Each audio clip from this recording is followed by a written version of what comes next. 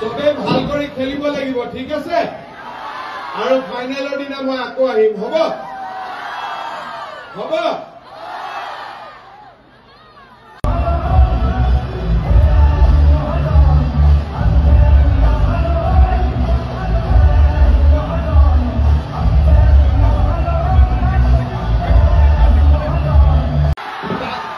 matric pass কৰাই দিব লাগে